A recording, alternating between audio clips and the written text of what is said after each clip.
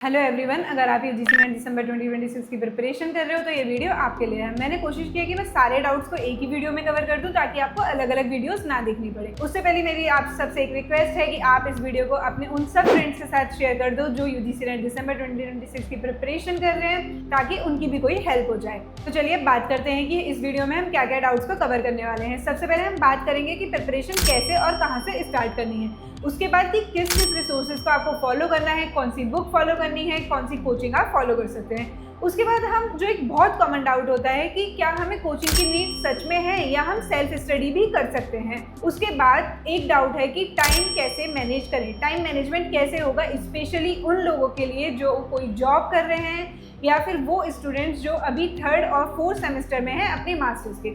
तो वो लोग अपने टाइम को कैसे मैनेज करेंगे वो भी हम इस वीडियो में आगे डिस्कस करने वाले हैं। उसके बाद कि इस पूरी प्रिपरेशन को करने में आपको कितने मंथ्स का टाइम चाहिए कि आपकी पूरी प्रिपरेशन अच्छे से हो जाए और आप JRF ले पाएँ। ये सब चीज़ें हम इस वीडियो में डिस्कस करने वाले हैं, तो लास्ट तक इस वीडियो में ज़रूर बने रहें। सबसे पहले बेसिक समझ लेते हैं। इस एग्जाम में आपकी 3 कैटेगरीज होती हैं, JRF, UGC net, PhD only. अगर आपका JRF क्वालिफाई होता है तो आप एलिजिबल होते हो PhD एडमिशन के लिए विद स्टाइपेंड, और आप असिस्टेंट प्रोफेसर के लिए भी अप्लाई कर सकते हो। अगर आपका नेट क्वालिफाई होता है तो आप असिस्टेंट प्रोफेसर के लिए बिल्कुल अप्लाई कर सकते हो, लेकिन PhD में एडमिशन होगा या नहीं होगा वो यूनिवर्सिटी टू यूनिवर्सिटी डिपेंड करता है। अगर आपका PhD ओनली क्वालिफाई होता है तो थोड़े से कम चांसेस हो जाते हैं कि आपका PhD में एडमिशन होगा। कुछ सेंट्रल यूनिवर्सिटीज़ लेती हैं और कुछ नहीं लेती हैं। उसके बाद हम डिस्कस करते हैं कि एज एलिजिबिलिटी क्या है। तो JRF के लिए अगर हम देखें तो मैक्सिमम एज एलिजिबिलिटी है आपकी 30 ईयर्स, और कुछ कैटेगरीज के लिए आपका 5 ईयर्स का रिलैक्सेशन है, वो आप स्क्रीन पर देख सकते हैं। लेकिन अगर हम बात करें असिस्टेंट प्रोफेसर की एज एलिजिबिलिटी की, तो उसके लिए कोई भी अपर एज लिमिट नहीं है, आप किसी भी एज में अप्लाई कर सकते हो। अब आते हैं सबसे इंपॉर्टेंट डाउट पर कि भाई प्रिपरेशन स्टार्ट कैसे करें, कहाँ से करें। तो भाई सबसे पहले तो आप सब लोग अपना अपना सिलेबस, जिस सब्जेक्ट में आप यूजीसी नेट का एग्जाम देने वाले हो उसका सिलेबस डाउनलोड कर लो। सिलेबस डाउनलोड करके बस रख नहीं लेना है, उसको आपको पढ़ना भी है। पढ़ना कैसे है?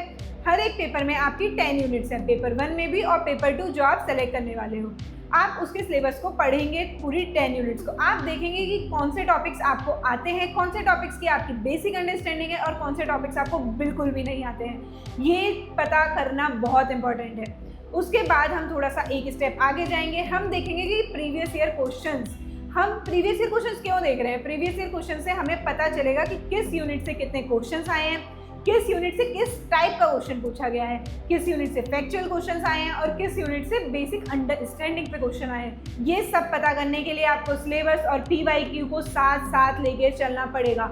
सबसे बड़ी गलती स्टूडेंट से यहाँ पर क्या होती है कि वो सिलेबस पढ़ लेते हैं, उसके बाद बस यूनिट को 1 बाय 1 उसको करते जाते हैं प्रिपेयर, और लास्ट में कोई रिजल्ट नहीं आ पाता है और वो PYQ तक सॉल्व नहीं कर पाते हैं। ऐसा क्यों होता है? ऐसा इसलिए होता है क्योंकि आपने स्टार्टिंग से PYQ और सिलेबस को साथ में लेके नहीं चला। अगर आप इन दोनों चीज़ों को साथ में लेकर चलोगे तो आपको आगे जाकर ये प्रॉब्लम बिल्कुल भी नहीं आएगी। उसके बाद आपका बहुत इंपॉर्टेंट टॉपिक आता है कि कैसे एग्जाम का पैटर्न चेंज हो रहा है। जैसे कि अभी हमने यूजीसी नेट जून 2026 में देखा कि कैसे पेपर 1 के पैटर्न को कम्प्लीटली चेंज कर दिया गया है। जहां आपके पहले हायर एजुकेशन, कम्युनिकेशन से क्वेश्चंस बहुत ज़्यादा आते थे, आपका टीचिंग एप्टीट्यूड से भी क्वेश्चन देखने को मिलते थे, इस बार वो कम्प्लीटली चेंज हुआ है। उसमें आपको देखने को मिला कि मैथ्स के क्वेश्चंस और लॉजिकल रीजनिंग के क्वेश्चंस की क्वांटिटी बढ़ा दी गई है। Number of questions in 2 unit से बहुत ज़्यादा पूछे गए इस बार। और एनवायरनमेंट में भी हमें कुछ अलग देखने को मिला। इस बार पॉल्यूशन, क्लाइमेट चेंज और बेसिक अंडरस्टैंडिंग से क्वेश्चन एनवायरनमेंट से आए हैं। इसके बाद अगर हम देखें तो बेसिक अवेयरनेस से रिलेटेड भी बहुत सारे क्वेश्चंस आपके पूछे गए हैं। जैसे कि एक क्वेश्चन अगर हम बात करें कि ATM में से पैसे कैसे निकालते हैं, इसका स्टेप बाय स्टेप आप बताओ।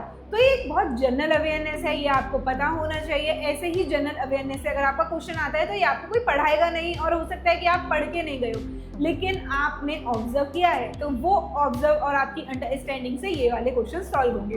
तो हमें ये ध्यान रखना है कि पैटर्न कैसे चेंज हो रहा है, उसके अकॉर्डिंग हमें अपनी प्रिपरेशन को भी करना है। हमें कभी ऐसे स्टक नहीं रहना है एक ही चीज़ पे, एक ही फॉर्मूला पे।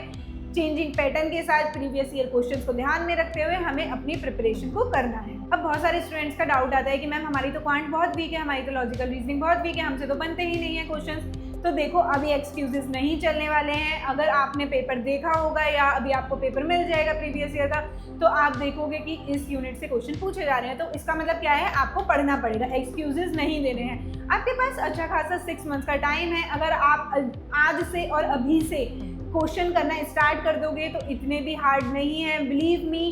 एडवांस मैथ्स नहीं पूछ रहे हैं वो। अगर आप मैथ्स से क्वेश्चन देखोगे ना तो मोस्टली जो नंबर सिस्टम से क्वेश्चन आए हैं, आपके इंटीजर से क्वेश्चन आए हैं, जैसे कि आपके पहले तो वो age related, speed and distance के क्वेश्चंस पूछते थे, एवरेज के क्वेश्चंस पूछते थे, परसेंटेज के क्वेश्चंस पूछते थे। ऐसे क्वेश्चंस बहुत कम थे इस बार के एग्जाम में। आपके ज़्यादा से ज़्यादा क्वेश्चन थे नंबर सिस्टम से और इंटीजर से। तो आपको अपनी मैथ्स को स्ट्रॉन्ग करना पड़ेगा। अगर वहाँ से क्वेश्चन आ रहा है तो आपके पास कोई और उसका ऑप्शन ही नहीं है ना। जिन लोगों को मैथ्स अच्छी आती है या फिर उनको अच्छी नहीं आती थी, उन्होंने अच्छी कर ली पढ़ के, तो आपको भी वो मैथ्स अच्छी करनी पड़ेगी। आपको भी अपनी लॉजिकल रीजनिंग करनी पड़ेगी, आपको भी अपना डीआई करना पड़ेगा। एक्सक्यूजेस बना के या उससे भाग के काम नहीं चलेगा, नहीं तो आप उन लोगों से पीछे रह जाओगे और फिर उस कट ऑफ को क्रॉस नहीं कर पाओगे। तो अगर आपको उस कट ऑफ को मेंटेन करना है तो आपको हर यूनिट को अच्छे से पढ़ना पड़ेगा। डीआई, मैथ्स, लॉजिकल रीजनिंग को बिल्कुल भी मत छोड़ना, ये बात याद रखना। दिसंबर 2026 की प्रिपरेशन जो भी कर रहा है। अब बात आती है कि हमें रिसोर्सेज कौन से फॉलो करने हैं, कौन सी बुक फॉलो करनी है, कौन सी कोचिंग फॉलो करनी है। सबसे पहले हम बात करेंगे बुक्स की। तो देखो आपके पास बुक्स के लिए बहुत सारे ऑप्शंस हैं। आपके पास दिशा पब्लिकेशन है, आपके पास अरिहंत है, आपके पास ऑक्सफोर्ड पब्लिकेशन है, आपके पास ओक ब्रिज है, आपके पास आर गुप्ता है, और ऐसी बहुत सारी बुक्स आपको मिल जाएंगी अमेजोन पे, फ्लिपकार्ट पे या फिर किसी भी बुक स्टोर पर। लेकिन आपको बुक कैसे चूज करनी है? आपको बुक चूज करनी है अपनी रिक्वायरमेंट के अकॉर्डिंग, ना कि किसी के बताने के अकॉर्डिंग। मैं भी अपने इंस्टाग्राम पे बहुत सारी बुक्स के बारे में रिव्यू देती हूँ, बहुत सारी बुक आपको बताती हूँ, तो इसका मतलब ये बिल्कुल भी नहीं है कि आपको सारी बुक परचेज करनी है।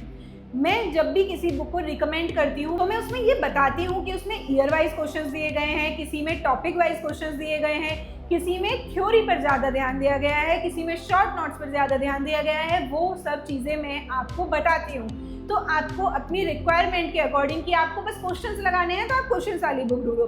अगर आपको previous year questions according two year चाहिए तो आप वो वाली बुक खरीदो। अगर आपको टॉपिक वाइज पढ़ना अच्छा लगता है तो आप वो वाली बुक खरीदो। अगर आपको पूरी थ्योरी पढ़नी है तो आप वो वाली बुक खरीदो। तो आपको किसी की भी रिकमेंडेशन पे या किसी के भी कहने पर बुक नहीं लेनी है, आपको अपनी रिक्वायरमेंट के अकॉर्डिंग बुक लेनी है। नेक्स्ट, इसी तरीके से कोचिंग की बात मैं करूँगी। कोचिंग में भी आपके पास बहुत सारे ऑप्शन है, टेक्स्ट बुक है, PW है, आपका JRF अड्डा है, और ऐसी बहुत सारी कोचिंग आपको मिल जाएंगी।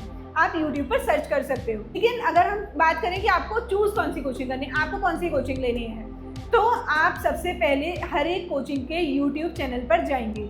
आप देखेंगे कि उस YouTube चैनल पर जो टीचर्स पढ़ा रहे हैं, आपको क्या उनका पढ़ाना समझ आ रहा है, क्या जिस तरीके से वो कॉन्सेप्ट पढ़ा रहे हैं आपको वो कैच कर पा रहे हो।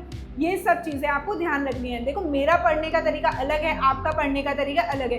हो सकता है मुझे किसी टीचर का बहुत अच्छा समझ आ रहा हो लेकिन आपको नहीं आए, आपको किसी और टीचर का है। तो इसमें भी आपको किसी का ऐसा सजेशन नहीं लेना है कि हाँ भाई यही वाली कोचिंग करो, बिल्कुल नहीं। आपको क्या करना है, आप YouTube पर जाओ, आप देखो कि हाँ ये टीचर हैं और मैं सबकी एक एक वीडियो देखूंगा, जो टीचर मुझे अच्छा लगेगा तो मैं उसकी कोचिंग ले लूँगा। ऐसे आपको डिसाइड करना है। अब ये वाली चीज़ आपको पेपर 2 में ज़रूर ध्यान रखनी है, क्योंकि पेपर 2 में आपके कॉन्सेप्ट क्लियर ज़रूर होने चाहिए, और वो एक आप उसी टीचर से कॉन्सेप्ट क्लियर कर सकते हो जिसका पढ़ाना आपको समझ आ रहा है। ऐसे आप अपनी कोचिंग डिसाइड कर लोगे। अब बात आती है कि कोचिंग की नीड सच में है भी या हम सेल्फ स्टडी से भी काम चला सकते हैं। तो देखो ये भी पर्सन टू पर्सन डिपेंड करता है। अगर आपकी मास्टर्स पर कमांड अच्छी है, अगर आपने अंडर ग्रेड में, आपने मास्टर्स में सेम सब्जेक्ट पढ़ा है जिसमें आप UGC नेट देने वाले हो, तो हो सकता है कि आपकी ऑलरेडी अच्छी कमांड है आपके सब्जेक्ट पर, तो आपको ज़रूरत ना पड़े कोचिंग की। लेकिन अगर आपको कहीं भी लगता है कि आपकी कमांड अच्छी नहीं है और आपको शायद ज़रूरत पड़ सकती है, तो आप कोचिंग ले लेना। अब इसमें भी हम कैसे डिसाइड करेंगे, आप क्या करो, जब आप प्रीवियस ईयर क्वेश्चंस उठाओ अपने पेपर के, पेपर 1 के भी और पेपर 2 के भी, उसके क्वेश्चन सॉल्व करो। पेपर 1 में आपके 50 क्वेश्चंस हैं। अब आप देखो 50 क्वेश्चंस में से आपसे 50% भी बन रहे हैं, 25 क्वेश्चंस आपसे बिल्कुल ठीक हो रहे हैं या नहीं हो रहे हैं। पेपर 2 में आपके पास 100 क्वेश्चन है, आप देखो क्या उस 100 क्वेश्चन में से आपके 50 क्वेश्चंस भी ठीक हो रहे हैं या नहीं हो रहे हैं। अगर आप पेपर 1 में अराउंड 30 क्वेश्चन बिना कोचिंग के ठीक कर पा रहे हो, पेपर 2 में भी आप अराउंड 50 to 60 क्वेश्चन बिना कोचिंग के ठीक कर पा रहे हो, तो प्रोबेबिलिटी है कि आप बुक से भी सेल्फ स्टडी करके इस पेपर की प्रिपरेशन कर सकते हो। लेकिन अगर आपका स्कोर उससे कम आ रहा है तो आपको एक बार ध्यान देना चाहिए और आपको कोचिंग के लिए देख लेना चाहिए, क्योंकि कोचिंग लेने में ऐसा कोई प्रॉब्लम नहीं है। अगर आपके कुछ फाइनेंशियल कंस्ट्रेंट हैं तो आप ज़रूर सेल्फ स्टडी कर लो। अगर आपको ऐसा लगता है कि आप खुद पढ़ सकते हो तो आप सेल्फ स्टडी कर लो। लेकिन अगर आपको थोड़ी सी भी दिक्कत आ रही है कॉन्सेप्ट को समझने में, आपको थोड़ी सी भी दिक्कत आ रही है मैथ्स करने में, तो आप कोचिंग देख सकते हो। और कोचिंग नहीं भी लेनी है तो यूट्यूब पर भी ये सब टीचर्स पढ़ा रहे हैं, यूट्यूब पर भी आप उनकी वीडियोज़ देख सकते हो और उनको फॉलो कर सकते हो। तो ये हो गया आपका डाउट क्लियर कि आपको कोचिंग लेनी है या आपको सेल्फ स्टडी करनी है। अब बात करते हैं टाइम मैनेजमेंट की। टाइम मैनेजमेंट में क्या है कि भाई जो लोग जॉब कर रहे हैं वो बहुत बिजी हैं, सुबह से लेकर शाम तक उनको टाइम नहीं मिल रहा है, तो वो पढ़ें कैसे। ऐसे ही जो लोग मास्टर्स में हैं अपनी 3rd और 4th सेमेस्टर में, वो प्रिपेयर करना चाह रहे हैं, उनको भी थोड़ा सा टाइम इधर उधर हो जाता है, तो कैसे आपको प्रिपेयर करना है। देखो भाई, जॉब वाले लोग आप दिन में 2 घंटे भी निकाल लो ना अगर एग्ज़ाम के लिए, तो बहुत है। अभी जो स्टार्टिंग के 3-4 महीने हैं ना, आप 2 घंटे भी पढ़ो, आप आधा घंटा पेपर 1 को दो, आप 1.5 आवर अपने पेपर 2 को दो, और ऐसे धीरे धीरे धीरे धीरे आप चलते चलो। जो स्टूडेंट्स अभी अपने पोस्ट ग्रेड में हैं, आपको क्या करना है, आपको 3 से 4 घंटे निकालने पड़ेंगे। आपको भी पता है कॉलेज में कितनी पढ़ाई होती है और आपको कितना टाइम मिल सकता है, सबको टाइम मिलता है और आप भी निकाल लोगे। उस टाइम को निकाल कर आपको अच्छे से प्रिपेयर करना है। 3 से 4 घंटे अगर आप निकाल रहे हो तो आप 1 घंटा दो पेपर 1 को, आप 2 घंटे दो पेपर 2 को। इस तरीके से आपको कवर करना है और आगे चलते जाना है। टाइम मैनेजमेंट में प्रॉब्लम तब आती है तब कंसिस्टेंसी नहीं रहती। आपने आज थोड़ा ज़्यादा पढ़ लिया, कल थोड़ा कम पढ़ लिया, परसों पढ़ा ही नहीं। प्रॉब्लम ये है, प्रॉब्लम ये नहीं है कि मुझे टाइम ही नहीं मिल रहा है। आप आधा घंटा निकालो, आप 1 घंटा निकालो, 2 घंटे निकालो, वो आप पर डिपेंड है। आपको अपनी लाइफ स्टाइल पता है, आपको पता है कि आप कितना टाइम निकाल सकते हो, लेकिन आपको टाइम निकालना है। अभी हमारे पास अप्रॉक्स 6 मंथ्स हैं और इस 6 मंथ्स में ही हमें सब कुछ करना है। मैं इस वीडियो के लास्ट में ये भी डिस्कस करूंगी कि किस रोड मैप को फॉलो करके आप प्रिपरेशन कर सकते हो, कैसे आपको अपने 6 मंथ्स को डिवाइड करना है अपनी प्रिपरेशन को कंटिन्यू करने के लिए। उससे पहले हम नेक्स्ट डाउट देख लेते हैं कि इस प्रिपरेशन को करने में पूरा कितना टाइम लगने वाला है। तो भाई जेन्युइनली बताऊं तो 6 मंथ्स इनफ है इसकी प्रिपरेशन करने के लिए, क्योंकि ऑलरेडी देखो हम इन सब्जेक्ट्स को पढ़ते हुए आ रहे हैं अपनी अंडर ग्रेड में, अपनी पोस्ट ग्रेड में, तो मुझे नहीं लगता कि ज़्यादा परेशानी होनी चाहिए। आप बिल्कुल 6 मंथ से सिलेबस कंप्लीट कर सकते हैं, मॉक टेस्ट लगा सकते हैं, PYQ भी कर सकते हैं। ये सब चीज़ें आपकी 5 to 6 मंथ्स में कवर हो जाएंगी और आपकी प्रिपरेशन बहुत अच्छी होगी और आप JRF क्वालिफाई भी कर लोगे। मैं इतना बोल सकती हूँ अगर आप अच्छे से पढ़ोगे और कंसिस्टेंसी बनाए रखोगे तो। अब नेक्स्ट पार्ट में सबसे इंपॉर्टेंट चीज़ है एक रोड मैप, एक मंथ वाइज रोड मैप कि आपको प्रिपरेशन करनी कैसे है। तो भाई देखो, अभी आपके पास जुलाई टू अक्टूबर और फिर नवंबर दिसंबर, मोस्टली आपका एग्जाम दिसंबर के लास्ट में होता है। तो आपको क्या करना है, जुलाई से अक्टूबर तक आपको अपना पूरा सिलेबस कंप्लीट करके रख देना है। आपको पेपर 1 की भी 10 यूनिट्स कंप्लीट करनी है, आपको पेपर 2 की भी 10 यूनिट्स कंप्लीट करनी है। आपको ये पूरा पढ़ना है। कुल मिला के बात ये है, पढ़ने में क्या ध्यान देना है कि आपको इस टाइम पर अपने शॉर्ट नोट्स बना लेने हैं जो आपको बाद में रिवीजन के काम आएंगे। बस ये नहीं है कि मैंने बुक उठाई और बस पढ़ लिया, ऐसे नहीं काम चलेगा। मुझे बुक उठानी है, उसको पढ़ना है और उसके शॉर्ट नोट्स बनाने हैं जो मुझे ही बाद में काम आने वाले हैं। उसके बाद दूसरी चीज़, जब आप पढ़ेंगे तो आपको साथ के साथ प्रीवियस ईयर क्वेश्चन लगाते हुए चलने हैं। उससे क्या होगा, उससे आपको पता चलेगा कि इस यूनिट से ऐसे क्वेश्चन पूछे गए हैं और मुझे ज़्यादा ध्यान इस पर देना है और मैंने अपने शॉर्ट नोट में ये वाला टॉपिक तो नहीं मिस कर दिया। ये चीज़ आपको पता चलेगी PYQ से। इस तरीके से आपके PYQ भी कवर हो जाएंगे, इस तरीके से आपके शॉर्ट नोट भी अच्छे बन जाएंगे, कॉम्प्रहेंसिव, जो कि सब कुछ कवर करेगा, कुछ मिस नहीं करेगा। उसके बाद आप प्रैक्टिस क्वेश्चंस भी लगाते रहना। जब आपकी एक यूनिट कवर हो जाए उसके प्रैक्टिस क्वेश्चंस लगा लिए। ऐसी बुक अवेलेबल हैं जिसमें पहले थ्योरी दी हुई है, फिर प्रैक्टिस क्वेश्चन थ्योरी, फिर प्रैक्टिस क्वेश्चन। तो आप इस तरीके से प्रिपरेशन को करते चलेंगे जुलाई टू अक्टूबर। अब आपके पास जो 2 लास्ट मंथ बचे हैं, नवंबर दिसंबर, उनमें आपको क्या करना है, उनमें आपको बस इतना करना है, जो शॉर्ट नोट्स आपने बनाए हैं इस टाइम में आपके पास टाइम नहीं है कि आप अपनी पूरी कोचिंग क्लास को जाकर बाद में देखें। जो 2-2 घंटे की क्लासेस थी इतनी सारी, आप उनको जाकर दोबारा देखें या फिर आप इतने लॉन्ग नोट्स को पढ़ें। तो इस टाइम के लिए ही हमने अपने शॉर्ट नोट्स बनाए थे।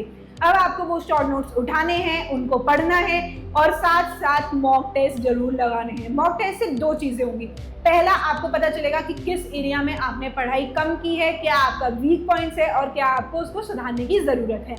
दूसरा, जब आपके क्वेश्चंस अच्छे होते जाएंगे तो आपको आएगा कॉन्फिडेंस कॉन्फिडेंस आएगा तो मजा आएगा, क्योंकि फिर आपको पेपर देने में भी अच्छा फील होगा। जब आप एग्जाम हॉल में बैठे होगे ना तो आपको बिल्कुल डर नहीं होगा और आपको पता होगा कि आप इस पेपर को क्वालिफाई करने वाले हो। तो इसलिए आपको शॉर्ट नोट रिवाइज करते हुए और मॉक टेस्ट देते हुए चलना है। अगर आप इस रोड मैप को फॉलो करोगे और जो जो चीज़ें मैंने जैसे जैसे बताई हैं, तो मैं आपको प्रॉमिस करती हूँ कि आपका पेपर निकालने की प्रोबेबिलिटी काफ़ी बढ़ जाती है। बिलीव मी, एग्जाम उतना डिफिकल्ट नहीं है जितना हमने सोच लिया है। आपको बस एक बार स्टार्ट करना है। इस एग्जाम को क्लियर करना इतना मुश्किल नहीं है जितना इसकी प्रिपरेशन को स्टार्ट करना है, क्योंकि मोस्टली टाइम हम बस इसी बात में सोचते रहते हैं कि मैं स्टार्ट कहाँ से करूँ, ये बुक पढ़ूँ, ये कोचिंग लूँ, ये करूँ। ऐसा कुछ नहीं करना है। जैसे मैंने आपको बताया, ऐसे आप अपने सारे डिसीजंस ले सकते हो। एक बार डिसीजन लो और उस पर स्टिक रहो और उसको फॉलो करते रहो और ऐसे ही अपनी प्रिपरेशन को कर लो। अगर आपको ये वीडियो अच्छी लगी हो तो फॉलो करना मत भूलना। बाकी all the best for your preparation. मिलते हैं नेक्स्ट वीडियो में, और अपनी प्रिपरेशन को आज से नहीं अभी से स्टार्ट करो और कंसिस्टेंट रहो, पेपर जरूर निकलेगा।